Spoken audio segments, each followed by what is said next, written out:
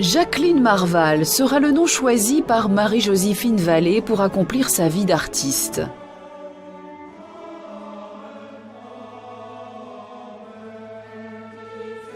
Entre Néron et Chartreuse, à 10 km de Grenoble, dans le petit village de Quai, Marie et Jacques Vallée, instituteurs, ont leur seconde fille, Marie-Joséphine, née le 19 octobre 1866 dans cette petite chambre mansardée de leur école.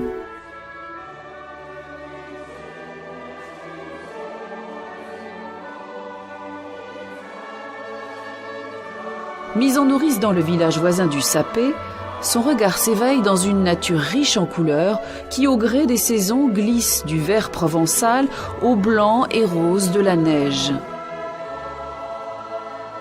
Elle a 6 ans quand ses parents sont nommés à Saint-Paul-d'Isaux en Isère.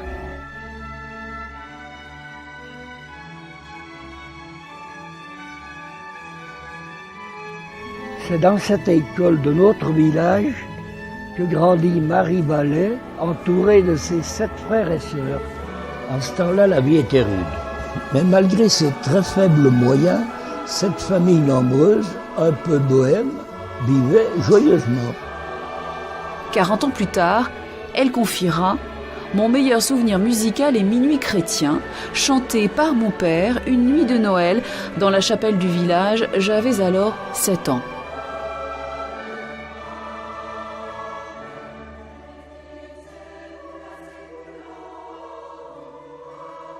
Au village, nous sommes fiers de conserver quelques aquarelles peintes par son père.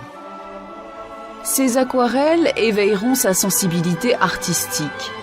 Elle vit proche de la nature et en restera imprégnée quand beaucoup plus tard ses œuvres parisiennes s'inspireront des fleurs ou quelquefois des 4 saisons.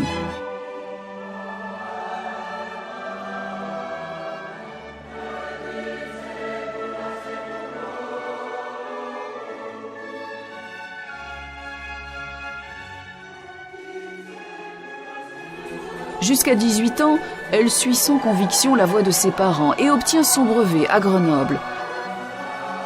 Nommée institutrice suppléante à Brézin, proche de Saint-Paul-d'Isaux, elle gagne la sympathie de ses jeunes élèves et le maire du village n'est pas insensible à son charme.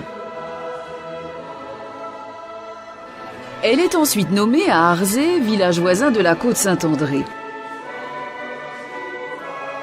Un soir, en regagnant Arzé, elle échappe de justesse à l'agression de Joseph Vacher, condamné plus tard à l'échafaud pour ses 21 viols et meurtres. Elle gardera toujours de cette mésaventure une farouche volonté de liberté.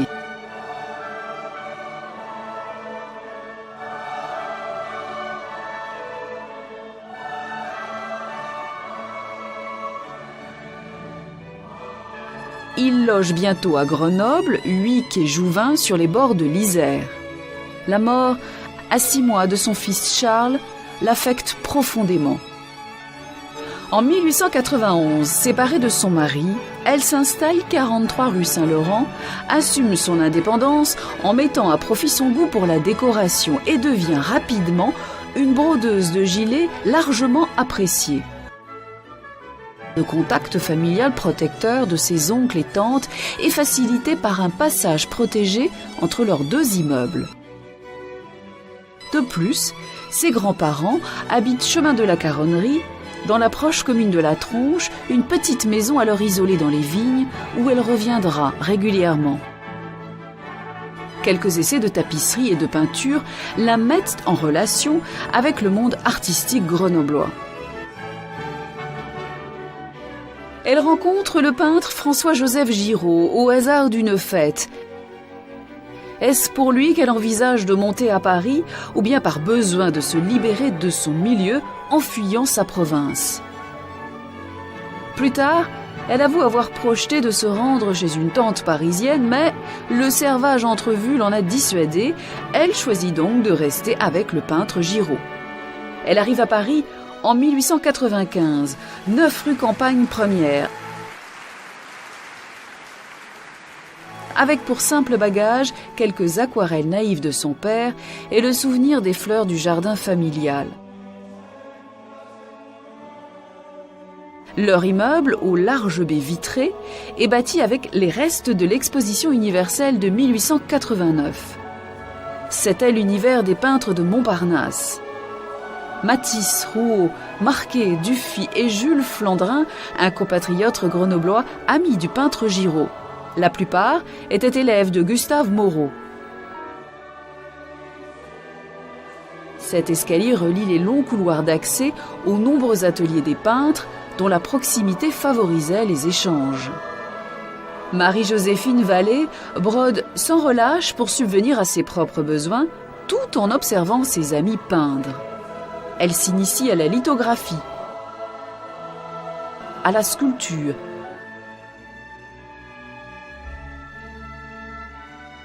et peint d'instinct quelques natures mortes d'objets dont elle ne reprendra que rarement le thème.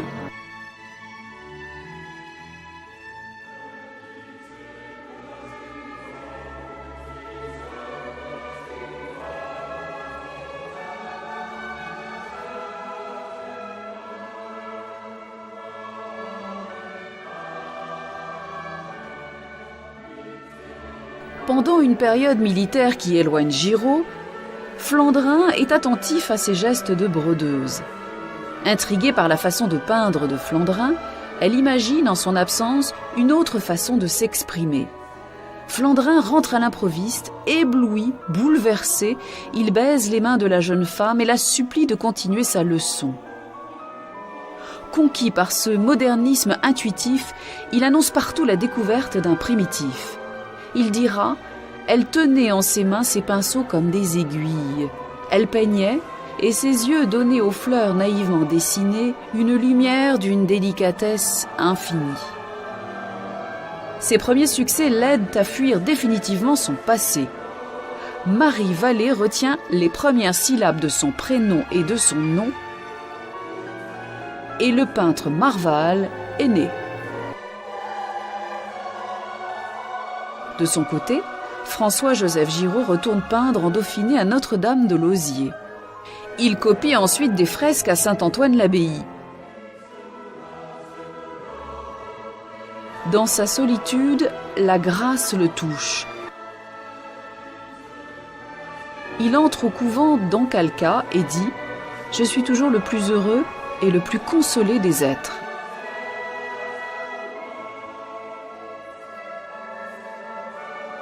Quant à Madame Marval, sa peinture nouvelle éblouit Flandrin, qui respecte son imprévisible mais séduisante personne.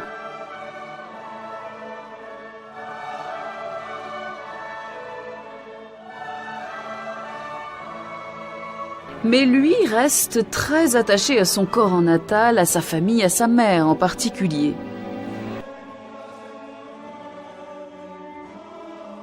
Marval trouve en lui un compagnon solide et très tolérant, lui ouvrant le monde de la peinture. Elle veut paraître parisienne de naissance pour mieux marquer sa renaissance après avoir fui son passé. Elle jouera alors sans convention avec la vie, avec Flandrin comme avec ses poètes ou ses couleurs.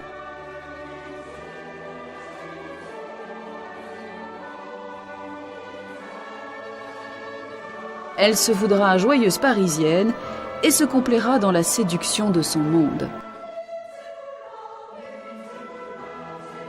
1901, sa première exposition à Paris au Petit Palais, dit le Salon des Indépendants, avec ses compagnons de travail Matisse et Marquet, sera suivi de beaucoup d'autres.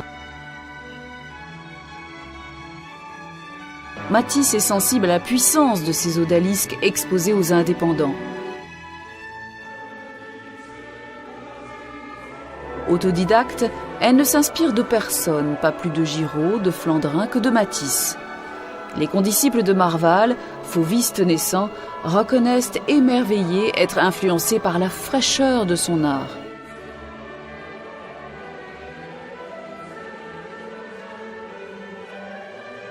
Le proche jardin du Luxembourg lui offre, souvent en compagnie de Marquet, un accès à la nature.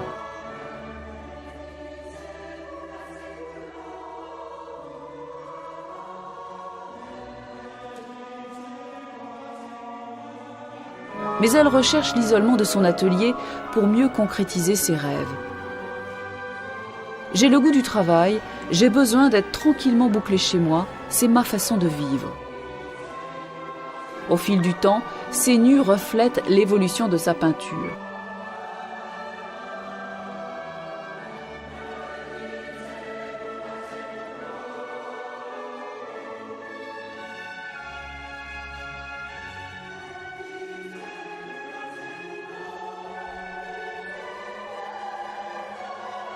Joyeuse parisienne, elle revient pourtant tous les ans près de Grenoble à la Tronche, entre le Rachet, le Saint-Hénard et les sommets enneigés de Belledonne, où son père, depuis sa retraite en 1890, occupe la vieille demeure familiale. J'ai le grand plaisir d'habiter l'ancienne demeure de Jacqueline Marval. Je l'imagine montant le vieil escalier ou croquant dans la cour sa sœur Marie-Blanche en vacances.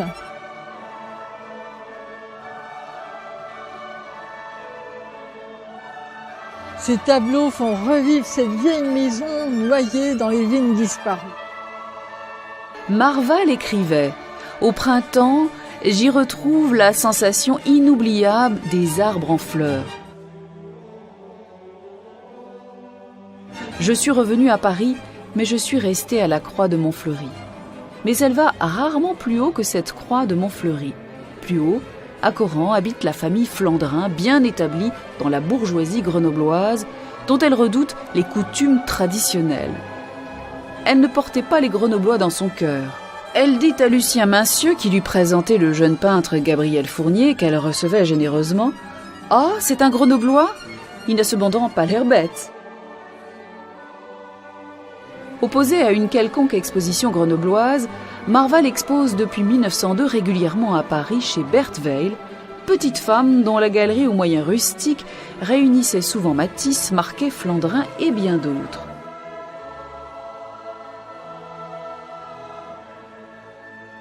Dans ses portraits, on retrouve son goût pour l'élégance improvisée jusqu'à la fantaisie.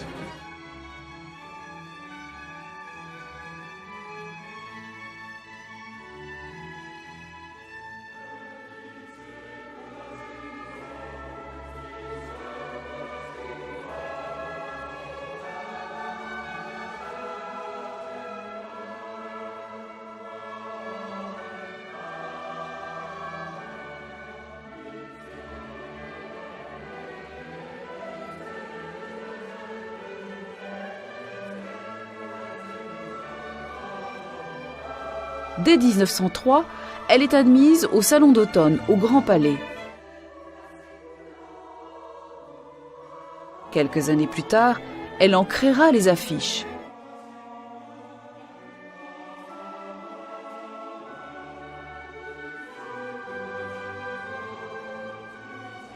En 1906, la galerie Eugène Druet, percevant l'originalité du travail de Marval, commence à exposer et acheter ses toiles. Ses bouquets de fleurs commencent à plaire. Elle restera fidèle à cette galerie jusqu'à la fin.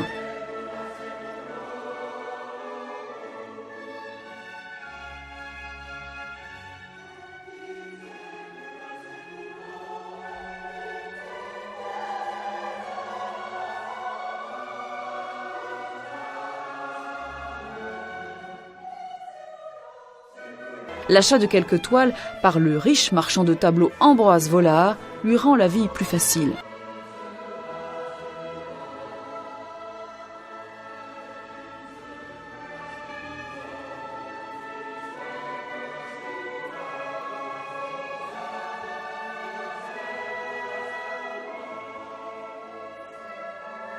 Marval et Flandrin participent aux manifestations parisiennes. Souvent aux proches balbutiers, ils sont complices dans leurs divertissements de nuit comme de jour. Ils découvrent avec intérêt les spectacles de danse. Elle se plaît, comme Matisse, à les représenter en rondes endiablées.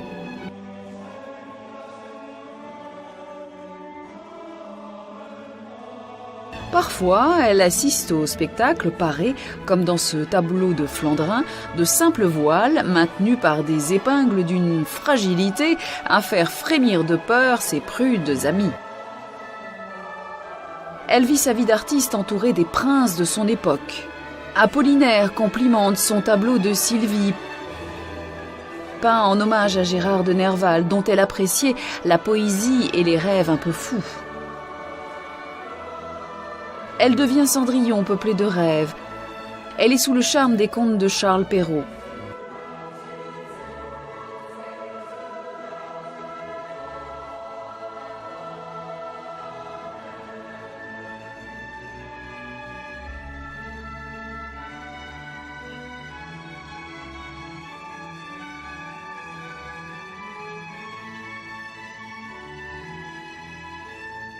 En 1913, pour le tout nouveau théâtre des Champs-Élysées, conçu par Auguste Perret, Maurice Denis réalise la fresque décorative du dôme et Marval décore les murs du foyer de la danse. On peut aujourd'hui admirer ces toiles dans les couloirs même du théâtre.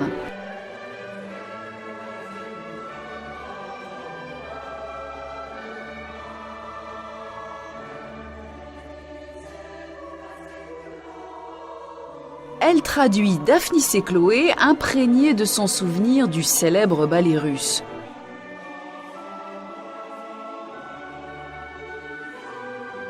Marval et Flandrin apprécient le quartier Montparnasse et s'installent cette même année 40 rue d'Enfer-Rochereau, rebaptisé Henri Barbus aujourd'hui. C'est dans cet immeuble, conçu pour abriter des ateliers de peintres, que Marval et Flandrin logeaient. C'est ici même que sa photo fut prise au cours d'un hiver difficile. Le couple participe souvent au bal costumé très festif de leur voisin du 33, le peintre Van Dongen. Elle y confirme sa réputation de joyeuse fêtarde. Jacqueline Marval se joint aux artistes qui réprouvent par une pétition l'exclusion d'une exposition d'un tableau de Van Dongen au sujet jugé trop dénudé. La guerre arrive et trouble leur insouciance. Flandrin rappelé s'éloigne. Marval, généreuse, s'occupe des enfants dont les pères sont mobilisés. Elle a souvent été sensible au thème de l'enfant.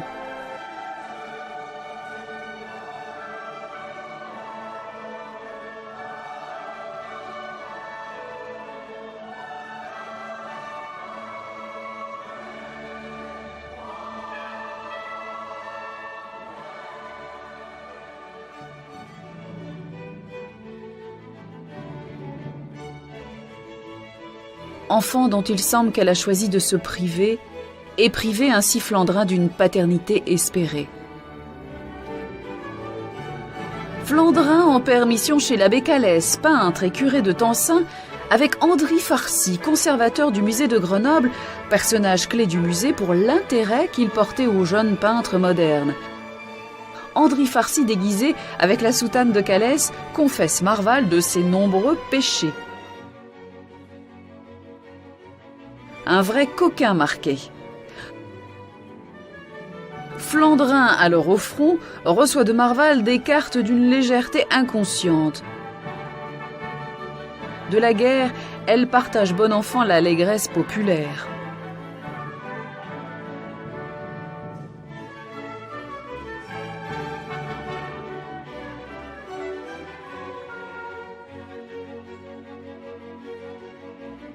La guerre est enfin finie. Marval découvre d'autres paysages, à Marseille avec Matisse, Marquet et Besson, et à Chenonceau, invité par la richissime famille Meignier. Elle revient souvent à la Tronche, à la rencontre du jeune peintre Girardot ou de l'architecte Alfred Rome, admirateur de son œuvre, pour lequel elle a réalisé un ex-libris. En 1919, Jules Flandrin s'installe à son tour 19 quai Saint-Michel. C'est dans cet appartement qu'il installe son atelier à l'étage voisin de celui qu'occupait Marval depuis 1915. Matisse logeait au 4e étage, et au 2e étage, à l'entrée de l'atelier de Marquet, trônait une aquarelle de John King, symbole du pré-impressionnisme. C'est depuis ces fenêtres qu'ils observaient Notre-Dame et les quais de la Seine.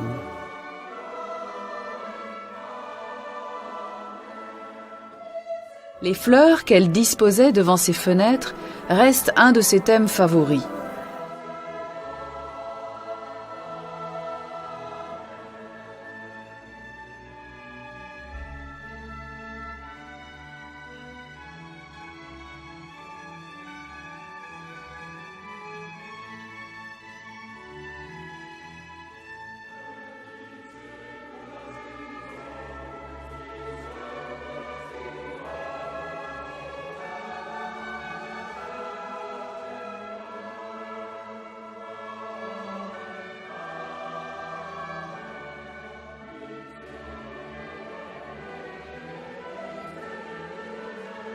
En 1921, invitée par la famille Meignier, elle est conquise par Biarritz, ses plages et la mer.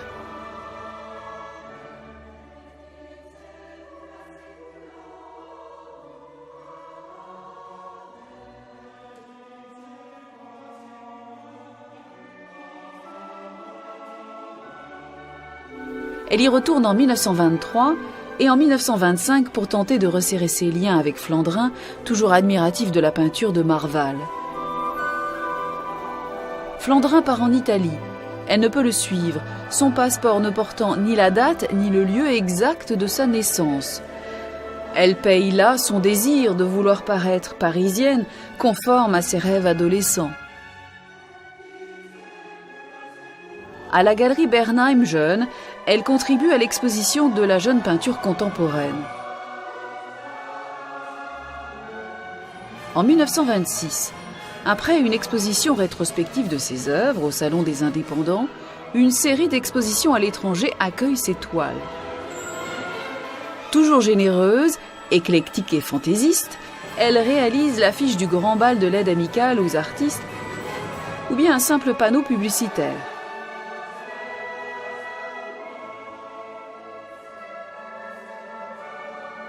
Ces sujets s'enveloppent fréquemment de fleurs ou de nature.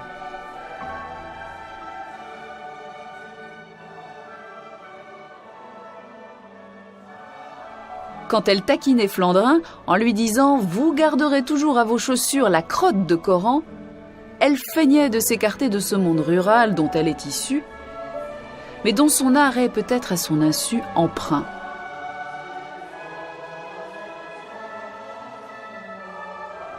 On lui doit aussi ses tons et ses personnages non conformistes, clairs et vaporeux.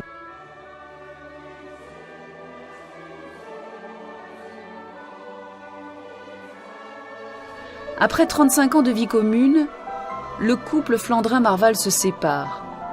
Lassé par son incertaine compagne, Flandrin s'éprend d'une palette rivale. Marval peint un dernier portrait et en peu de temps, désorientée, devient miséreuse puis délaissée. Gabriel Fournier la rencontre près de chez elle, rongée par le cancer de la jalousie. Il se souvient, je fus bouleversée. Abîmée par le mal, sa fierté d'antan lui interdisait de se montrer telle. Elle consentit à se laisser transporter à l'hôpital Bichat. L'unique témoin du drame, son confident, le critique d'art René Jean, écrit « Elle a vécu modestement dans une indépendance farouche. Cette indépendance et sa générosité constituent les traits saillants de son caractère, aisés à discerner dans son œuvre. »